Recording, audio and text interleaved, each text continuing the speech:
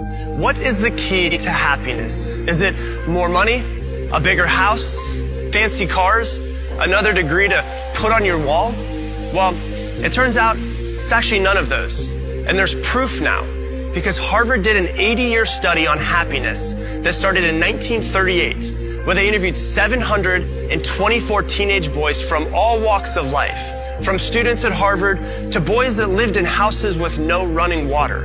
And overall, there was one key factor to a person's happiness, no matter where they came from or how successful they did or did not become.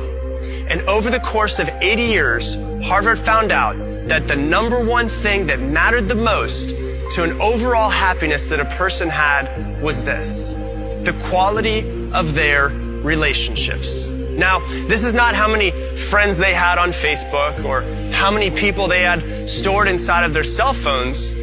Quality and the depth of their closest relationships. And they started this study when these men were in their late teens and kept it going all the way until their deaths, interviewing them every 2 years. And they sat down in their living rooms. They got their medical records. They talked to their doctors. They did brain scans. They interviewed their wives, their children, and over 2,000 of their grandchildren over the course of the years. And over again, they found that happiness or lack of happiness came from their relationships. But there was one interesting finding that the professors did not expect. The Harvard professors learned that the happiest people in the study were not only deeply connected with friends and family and their community, but they actually lived longer than those that were not. And they realized that social connections keep us healthier. And loneliness is toxic. Loneliness kills. In fact, 70 different studies across the world with 3.4 million participants found out that social isolation and loneliness are linked to premature death. And they found that the men that had the greatest levels of satisfaction in their relationship when they were 50 years old were the healthiest.